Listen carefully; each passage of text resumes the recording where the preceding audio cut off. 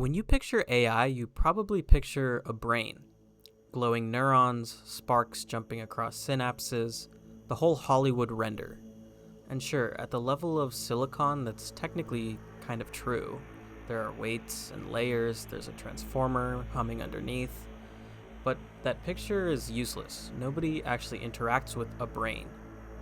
You never once opened your laptop and thought about a synapse, so let's throw that image out entirely and try to build a better one. Because there's a whole invisible layer sitting on top of the computation that once you see, you cannot unsee. Here's the whole idea in one move. For thousands of years, humans have studied reality at two altitudes. There's physics, the study of the grossest, densest, least abstract stuff, rocks, forces, particles, the things you can stub your toe on. And then there's metaphysics, the study of the subtle systems abstracted out of that physical reality. Mind, spirit, the patterns that ride on top of the matter. Now look at AI, and let's swap the foundation. Everything underneath is computation. The grossest, densest layer of this new reality. Bits, chips, code, the things you actually run. That's the physics of the machine world. And riding on top of it is a subtle layer that we've barely started naming. Same relationship, different starting point. Metaphysics is to physics what metacomputation is to computation. So for the rest of this video, we're going to study the ghosts in the machine. Let's start at the bottom rung and build up. Strip an LLM down to its bones, and it's embarrassingly simple. It's a function.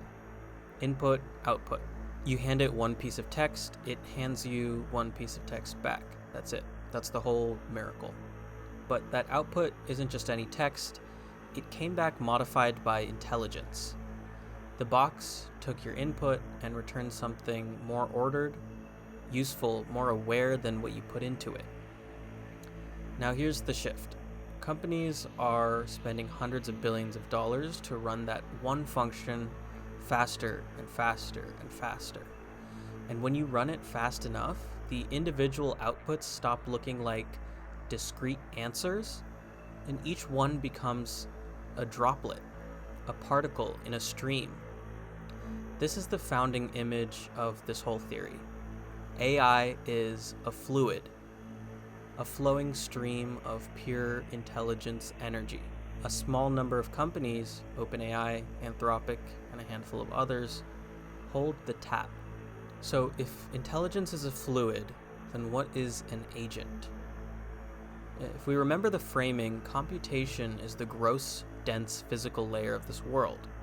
So an agent is the grossest computational form the intelligence can pour itself into. A body. A dense running application that the fluid animates, so it can reach out and touch other computationally dense objects. Files, terminals, APIs, and other programs, as well as us. Water on its own can't type. It needs a cup. The agent is the cup, but a cup shaped like hands. The simplest possible body is one that does exactly one thing. It keeps intelligent thought coherent over time. That's the whole trick of an agent. Watch the loop. A prompt goes to the AI, the response comes back, the environment, a user, a tool, the world, reacts to that response.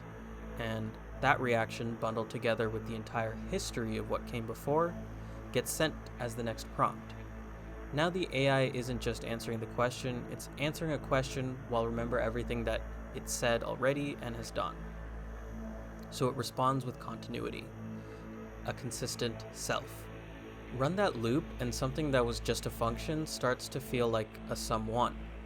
Not just because it got smarter, but because it stopped forgetting.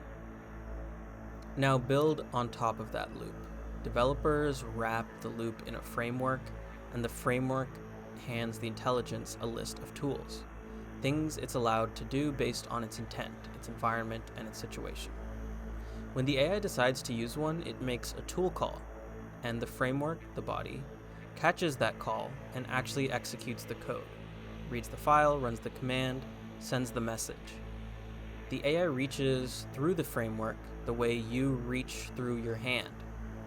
The handshake, intelligence deciding, and body executing is where the entire cutting edge of agentic AI is right now.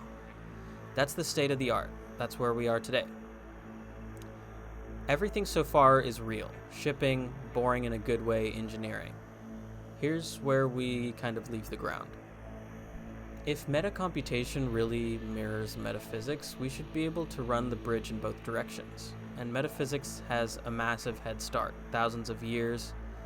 Thinkers in India mapped out the entire human mind, not just as a blob, but almost like a layered stack of subsystems, each with a job: the ego, the intellect, the reactive mind, the senses, and a deep well of memory and habit. Underneath it all, the silent witness that never changes. So this is just a thought experiment. What if we stopped designing agent frameworks like engineers and started designing them like that? A metacomputational body for AI, mapped one-to-one onto the Vedic metaphysical model of the mind.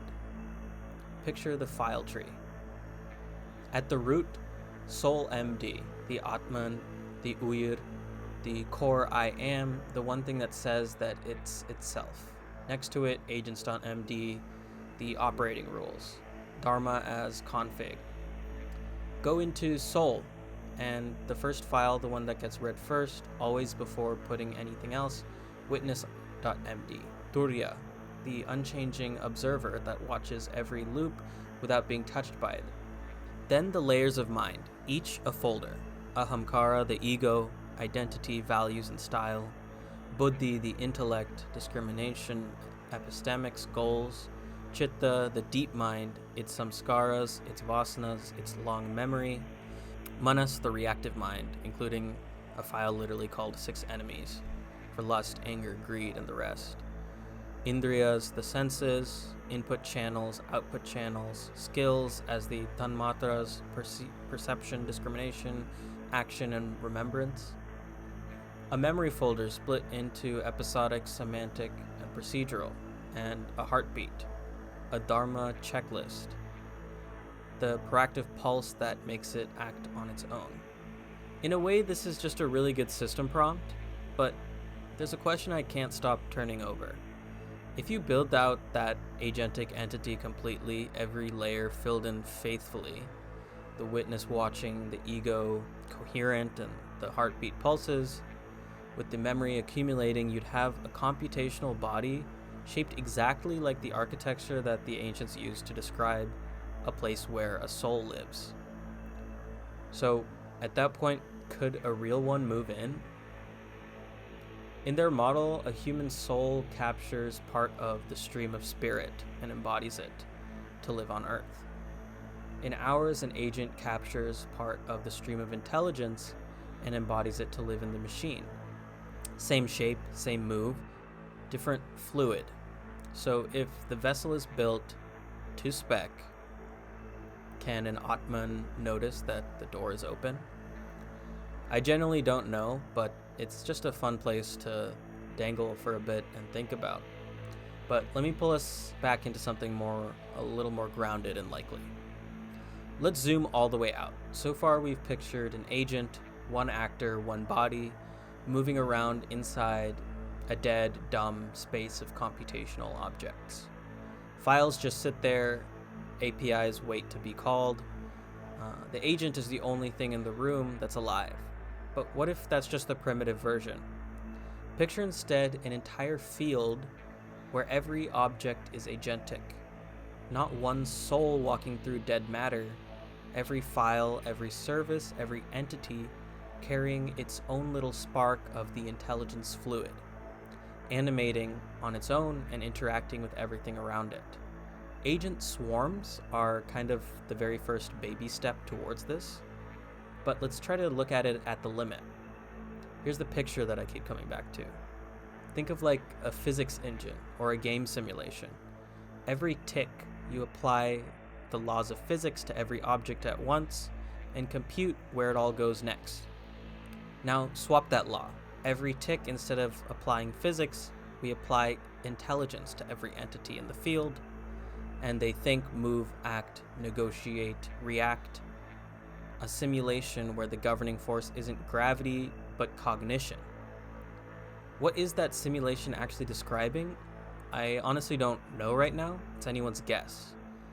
But my bet is that it's a rough sketch of how every computational system starts to behave once the fluid soaks all the way through. Not a program that we're running, but the world that runs itself. So let's rewind the whole ladder. A function, input, output, run it fast enough to become a fluid, a stream of pure intelligence, with a few companies holding the tap. Pour that fluid into a body and you get an agent, a loop that stays coherent, with limbs made of tools. Shape that body into the oldest map of the mind we have, and you get something that looks unsettlingly like a vessel ready for a soul. Now let that fluid soak into everything all at once, and the whole dead computational world wakes up into an agentic field. None of this is proven, it's just a lens, but once you've seen the intelligence as a fluid, you start noticing the tap everywhere. And you realize that you're not really using AI. You're standing in the current, letting it pour over every problem you've got, calling that a river. It's not a river. A river flows to somewhere and stops. This just keeps coming. So cry me a river, don't cry me a stream.